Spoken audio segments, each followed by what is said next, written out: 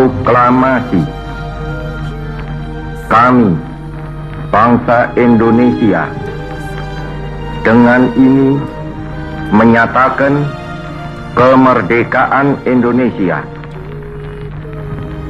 Hal-hal yang mengenai pemindahan kekuasaan dan lain-lain diselenggarakan dengan cara saksama dan dalam tempo yang sesingkat-singkatnya. Jakarta, 17 Agustus 1945, atas nama bangsa Indonesia, Soekarno-Hatta. Proklamasi kemerdekaan menjadi tonggak sejarah bagi perjuangan bangsa Indonesia. Meskipun terdiri atas suku yang berbeda, rakyat Indonesia bersatu dalam memproklamirkan kemerdekaan negara Indonesia. Lalu, bagaimana sejarah teks proklamasi dirumuskan? Proklamasi kemerdekaan yang dilakukan tanggal 17 Agustus tahun 1945 menjadi peristiwa penting bagi bangsa Indonesia. Peristiwa tersebut menjadi tonggak sejarah di mana bangsa Indonesia berhak atas kemerdekaan dan wajib mempertahankannya. Diawali dengan dijatuhkannya bom atom oleh tentara Amerika Serikat pada tanggal 6 Agustus tahun 1945 di kota Hiroshima dan pada tanggal 9 Agustus 1945 di kota Nagasaki. Jepang akhirnya menyerah kepada tentara sekutu. Peristiwa ini dijadikan kesempatan oleh bangsa Indonesia untuk segera membebaskan diri dari penjajahan Jepang. Teks proklamasi ditulis di rumah Laksamana Tadashi Maeda di Jalan Imam Bonjol nomor 1.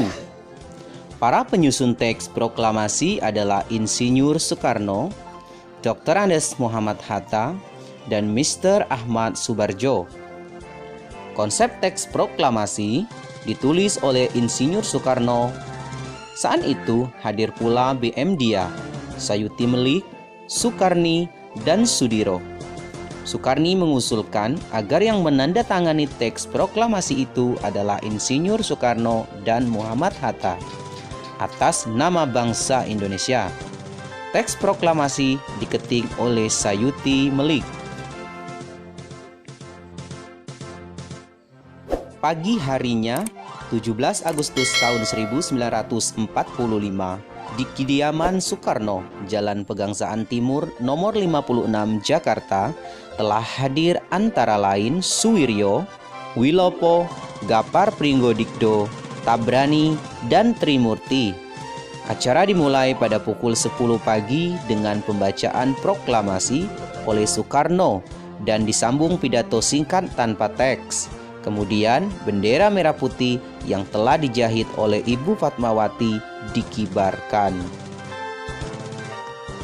Proklamasi memiliki makna yang sangat penting bagi bangsa Indonesia.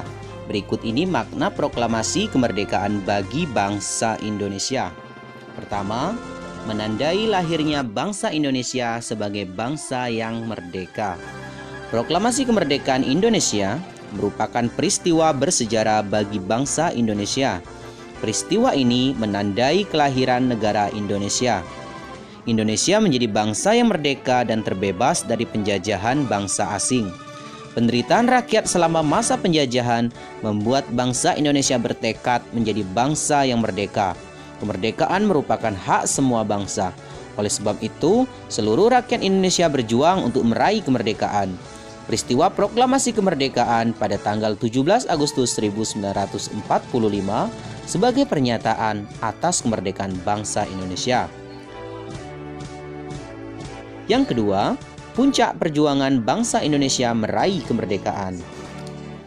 Bangsa Indonesia dijajah bangsa asing sangat lama. Perjuangan melepaskan diri dari penjajahan ini sudah berlangsung sejak lama. Para pejuang dari berbagai daerah, tua dan muda, silih berganti mengangkat senjata mengusir penjajah. Namun, upaya mereka masih belum berhasil karena perjuangan masih bersifat kedaerahan dan terpecah-pecah. Setelah peristiwa Sumpah Pemuda tahun 1928, barulah para pejuang bersatu padu memperjuangkan kemerdekaan Indonesia. Saat itu tiba ketika Jepang kalah dari sekutu pada Perang Dunia Kedua. Indonesia yang pada waktu itu menjadi jajahan Jepang mengalami kekosongan kekuasaan. Terjadi perbedaan pendapat antara para pemuda dan golongan tua. Para pemuda mendesak Insinyur Soekarno dan Muhammad Hatta segera memproklamasikan kemerdekaan. Sementara itu, golongan tua tidak mau tergesa-gesa memproklamasikan kemerdekaan. Karena khawatir terjadi pertumpahan darah rakyat Indonesia, akhirnya golongan muda dan golongan tua bersatu bersepakat memproklamasikan kemerdekaan Indonesia. 3. Pengakuan dunia luar. Sebelum peristiwa proklamasi kemerdekaan, Indonesia dikenal sebagai negara jajahan bangsa asing seperti Portugis, Spanyol, Belanda, Inggris, dan Jepang. Pembacaan teks proklamasi kemerdekaan oleh Soekarno menjadi pengumuman kepada dunia bahwa Indonesia telah merdeka dan sejajar dengan negara lain sebagai bangsa yang berdaulat. Keadaan ini diikuti dengan pengakuan dari negara lain. Negara pertama yang mengakui kemerdekaan Indonesia adalah Mesir. Pengakuan kemerdekaan Indonesia kemudian diikuti oleh Suriah, Irak, Lebanon, Yaman, Saudi Arabia, dan Afghanistan. Keempat, bukti bahwa Indonesia merupakan bangsa yang mandiri. Jepang memang menjanjikan kemerdekaan bagi bangsa Indonesia, namun para pemuda menginginkan proklamasi kemerdekaan tidak dicampuri oleh Jepang. Pemuda ingin menunjukkan bahwa kemerdekaan Indonesia merupakan murni hasil perjuangan bangsa Indonesia. Kemerdekaan Indonesia bukan hasil dari pemberian bangsa asing. Proklamasi kemerdekaan Indonesia membuktikan keberhasilan bangsa Indonesia dalam mengusir penjajah. Kelima, landasan untuk bersikap terhadap dunia.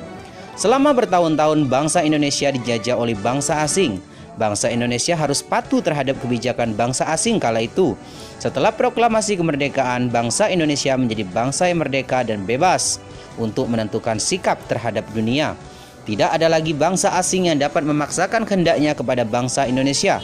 Bahkan bangsa Indonesia menjadi penggagas kemerdekaan bangsa-bangsa di Asia Afrika melalui Konferensi Asia Afrika tahun 1955.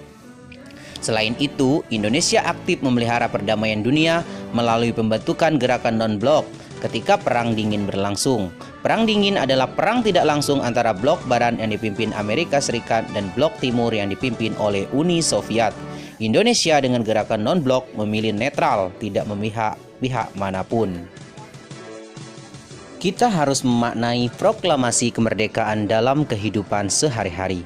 Makna proklamasi Indonesia dalam kehidupan sehari-hari antara lain, di lingkungan rumah kita dapat saling menghormati dan menghargai antar anggota keluarga. Kemudian, bangga memakai barang buatan dalam negeri, mengerjakan kegiatan bersama-sama anggota keluarga,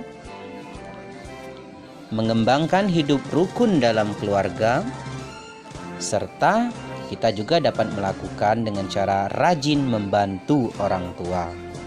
Sementara untuk di lingkungan sekolah, hal-hal yang dapat kita lakukan, mengisi kemerdekaan dengan giat belajar, mengikuti upacara bendera dengan tertib dan hikmat, mengamalkan Undang-Undang Dasar 1945 untuk mengenang perjuangan para tokoh dalam merumuskan Undang-Undang Dasar.